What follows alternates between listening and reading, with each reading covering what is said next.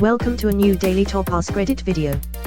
Today's topic: couples therapists, without breaking confidentiality. What are some relationships that instantly set off red flags, and do you try and get them to work out? Boundary violations. Testing boundaries a little bit is okay, but repeatedly violating boundaries is a big red flag. I work a lot with people who have left abusive relationships, and often they doubt they ever will date again and eventually want to. We work on their personal boundaries, but I also suggest some easy boundaries to have and how they can help. Boundary 1. Maintain your routine. If you go to bed at 9 p.m. and wake up to work out at 5 a.m., maintain that. A decent person will respect that. A non-decent person will try to bulldoze through it. It might look like, "Or stay up talking with me, I'm lonely, it's romantic to talk all night." If you aren't a teen, it isn't cute. It actually makes you too tired to be able to be present and critically reflective of the relationship. If they are teasing and making fun of your routine, you probably don't have the same values. It isn't about who is right or wrong, you probably aren't on the same page. Boundary 2. Cultural trend here is to move in together within a month, so might not apply elsewhere so much. For almost 6. Get together more than 3 to 4 times a week. This boundary helps you to preserve your youth. It gives you time for your interests and friends. It very quickly flushes out insecurities or controlling behavior in a potential partner. Other good ones to pay attention to are cute things that violate a boundary. "Hey, I have my kids this weekend, so no in-person time, and I will only spend time on my phone after the kids go to bed at 8, and guess what? The person cutely surprises you with a coffee. I'd give this one a one-time pass, thanks for the coffee, sorry I can't have you in. I'm not ready for you to meet the kids," etc. The person's response to being called out tells you so much. Folks, knowing your boundaries, knowing how to set them and knowing how to maintain them are so very important to your own personal well-being. Also learn how to respect other people's boundaries. Boundaries don't have to be permanent, they can change, but they can change because someone has earned it or lost it. "Or this made me feel so much love for my husband. I am a runner. Usually I wake up around 5:30 and go for my long run on Saturdays. He will drive to my location, we share our location on our phones, around 7:30 with coffee, and pick me up, so I don't have to do out and back, but I can just run as far as I want. He has no interest in running or early morning exercise, but he always encourages me. I was having a really rough day. This made it kinda better." That was literally me.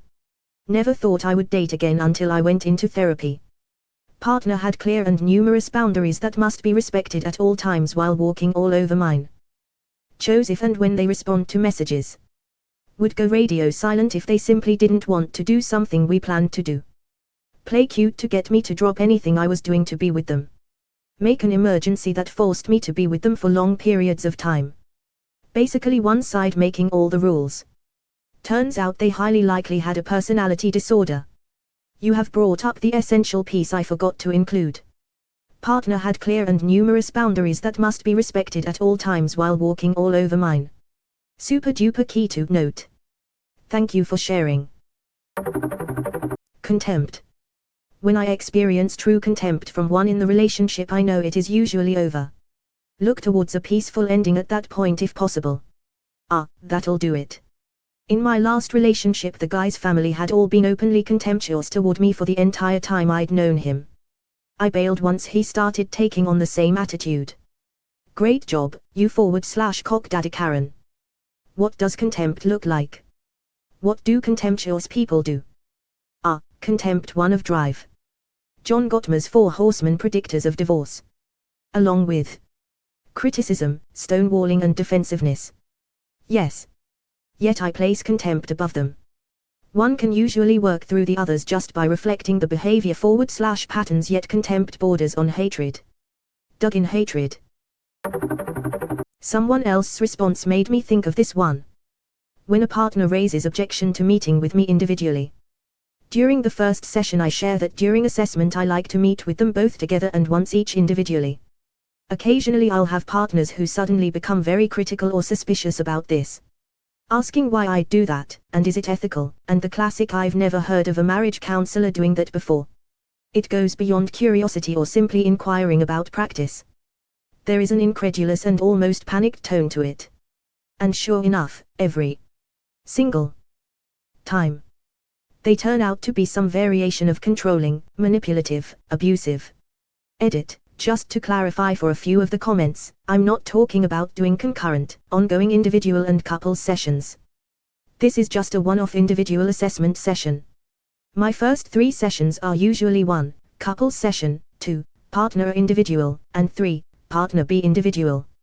After that we are typically only as a couple, unless another one-off is needed for further assessment down the road. If needed, I refer out for ongoing concurrent individual or pause for more intensive individual. And thanks for the silver and awards. This makes a lot of sense.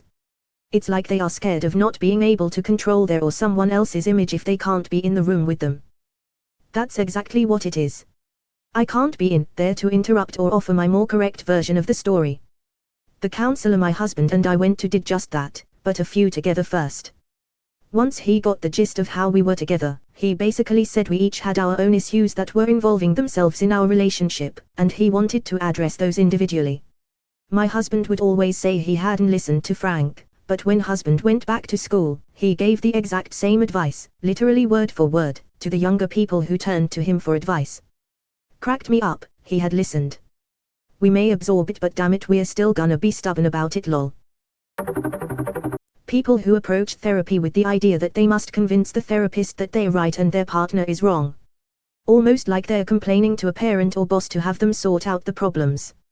Yes, my patient wanted me to pick a side, and complained about the partner every single time. When I pointed that out, that person just said, "You don't understand." At that point I would just feel bad for the person. I saw a couple that was doing retaliatory cheating, and telling each other about it. When they got through their anger, they decided to call a truce and made peace. With their level of emotional maturity, I doubt it lasted. I don't know if I helped them or prolonged their suffering.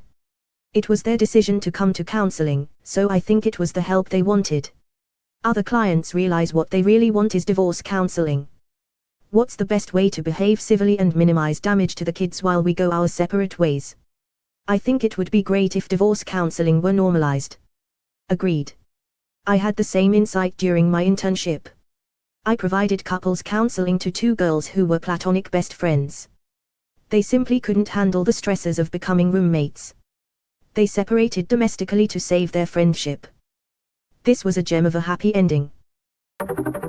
I'm not a couples therapist but I recommended a couples therapist to a co-worker for some premarital counseling. My partner and I had really enjoyed our premarital sessions from this super nice therapist and when a girl from my work got engaged she asked for his number.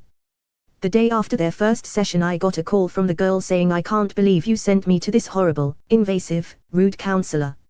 I was in a panic. Oh no. What happened? She explained. We went in there and sat down and the first thing he asked was, "So, why do you want to get married?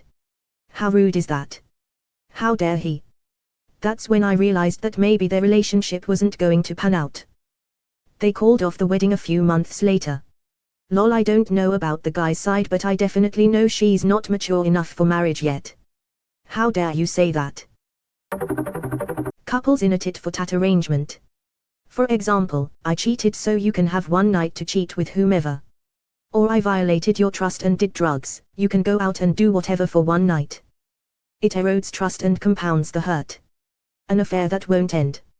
I've never seen a relationship bounce back where a partner is still in contact with their GF/BF, or is lying about it. Control to an excessive amount. I most commonly see partners having to send pictures holding up a certain number of fingers or proving that it's a live picture. This is abuse. Overbearing parents and in-laws. I understand there's a ton of cultural nuance here, and I work with couples who have arranged marriages, as well as the South Asian community. However, when a spouse is more allied with their parents and calls them on speakerphone for fights, or often speaks ill of their partner to their parents, I usually see these couples stay very unhappily married for years. It's sad. If it's not abuse and a partner is willing to end an affair and genuinely work on it, I'll help support. I think couples therapy is sometimes helping couples have the courage to voice what they really want, and that may be separation. Edit, added another, and thanks for the awards folks. Edit 2, I can't ethically dive into some of your comments or give specific resources, but get in touch with your local crisis line or community service agency and they can direct you. Wishing all of you the best with your relationships and in-laws and parents.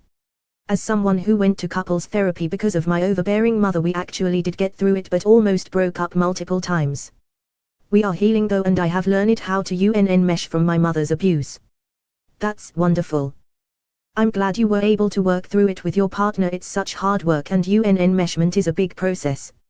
I'm always so happy to hear when couples come out stronger on the other end of it and can trust each other. I probably should have clarified my very broad statement because I in no way meant to slight those who do work through it. I think couples can definitely bounce back if they are willing to redraw the boundaries or flex, but I really feel for couples when there's 4+ people involved in a fight on speakerphone. Particularly with tender topics like sex, when to have children, appearance, etc.